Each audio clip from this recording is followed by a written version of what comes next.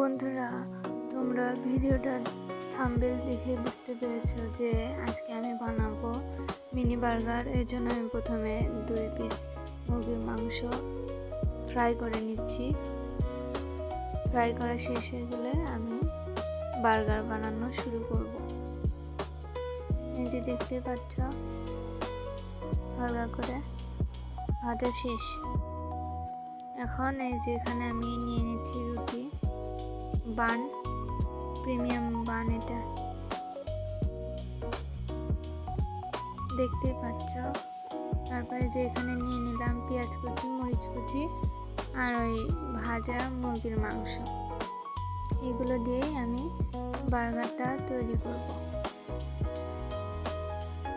তারপরে আমি এখানে নিয়ে নিয়েছি এই যে টমেটো সস।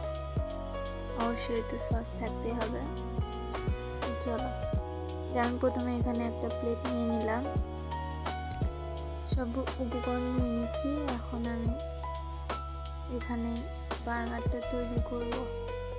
তো চলো, প্রথমে আমি যে রুটিটা কেটে নিব একটা নাইফের সাহায্যে।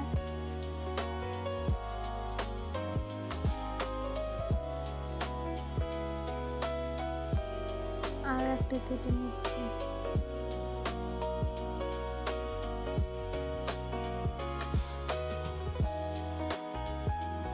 পরপর আরো 2টা রুটি আমি কেটে নিব, মোট 4টা।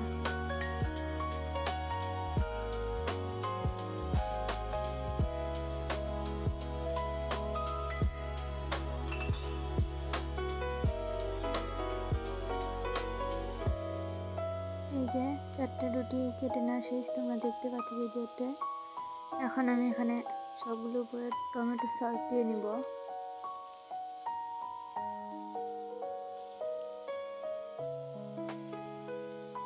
দেখতে পাচ্ছ একটা একটা উপর করে আমি দিচ্ছি টমেটো সস।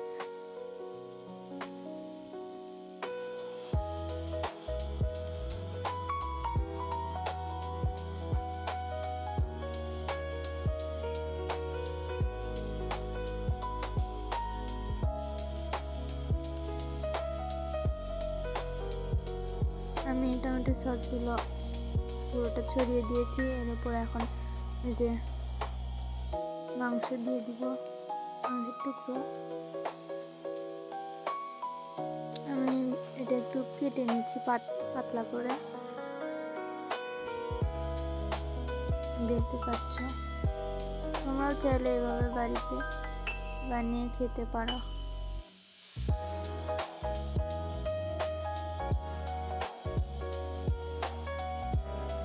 পরে আমি হাত দিয়ে এটা আলাদা করে নিচ্ছি, যেহেতু নাইফ দিয়ে হচ্ছিল না। দিয়ে দিলাম, বাকি 2টাতেও দিয়ে দিলাম।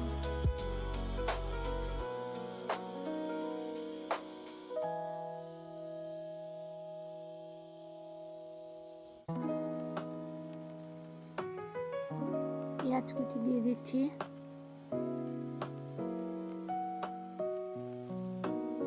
মাংস দেওয়ার পর